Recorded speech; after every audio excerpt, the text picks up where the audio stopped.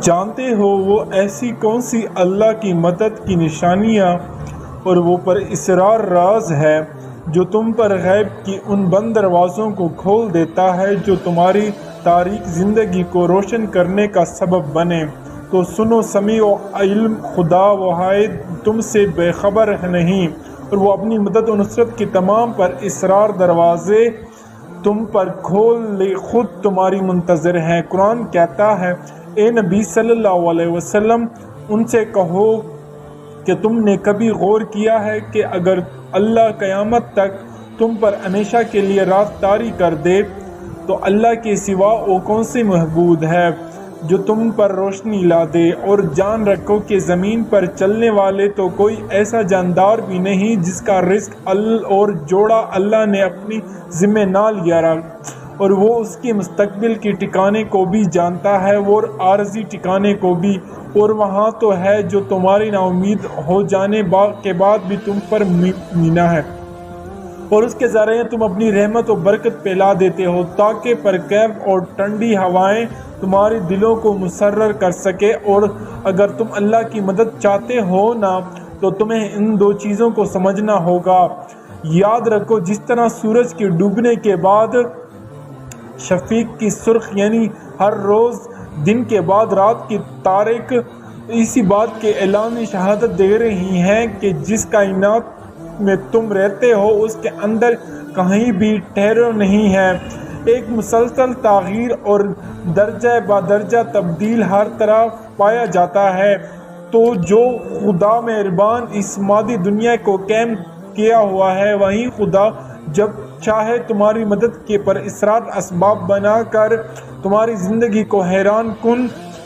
تغیرات سے خوبصورت بنا دے۔ قرآن کہتا ہے، وہی ہر چیز کا نگہبان ہے۔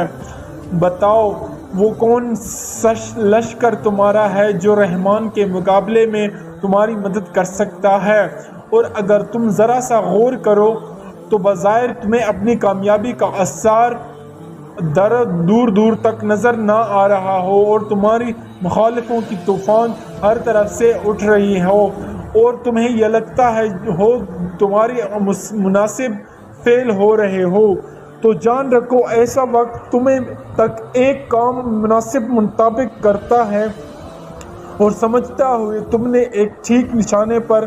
تیر مار لیا ہے، مگر نتیجے میں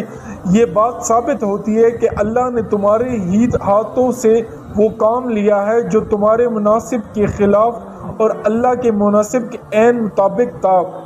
اور یہ سب اللہ کی پر اسرار مدد کے تحت ہوتا ہے۔ وہ انجام کار اللہ کا منصوبہ تمہارے لیے عزت اور سکون کا باعث بنتا ہے۔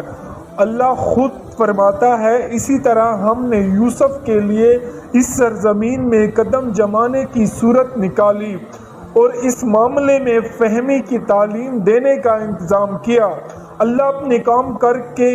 ہی رہتا ہے مگر لوگ نہیں جانتے۔ یاد رکھیں کامیابی اور ناکامی اللہ ہی کے ہاتھ میں ہے،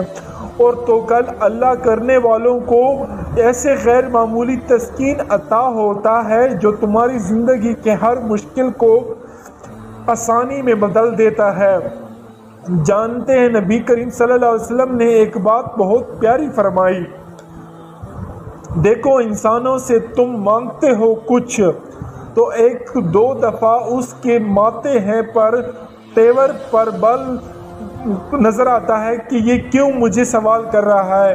اب چاہے وہ بعد میں تمہیں دیتا بھی ہے یا نہیں دیتا، لیکن اس ناگوار ہے تو تم اس سے مانگو جو کہتا ہے کہ مجھ سے مانگو، کیونکہ وہ رب تو ایسے پاک ذات ہے جو تمہاری فریاد کا انتظار کرتا ہے۔ وہ عطا تو رحمت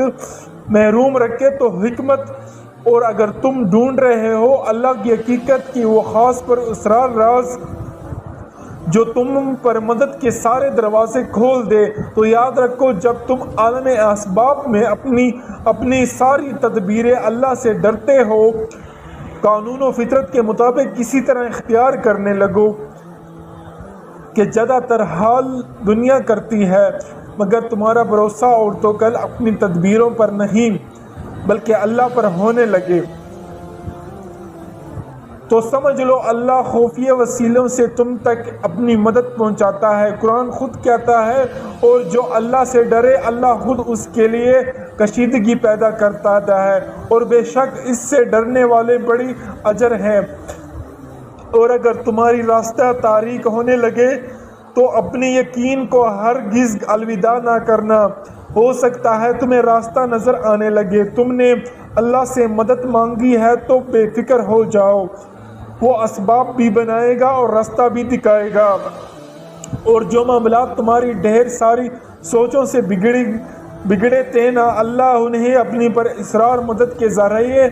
بہت جلدی سنوار دے گا۔ عنقریب وہ کن کہے گا اور چیزیں ہو جائیں گی، گمان سے آگے اور بیان سے ظاہر، جو تمہاری خوشیوں کے حسین رنگوں سے بھر دیں گے۔ دوستو، اگر آپ اس چینل پر نئے ہیں تو اس چینل کو سبسکرائب اور اس ویڈیو کو لائک اور کمنٹ کرنا نہ بھولیں، اور اس ویڈیو کو زیادہ سے زیادہ شیئر کریں۔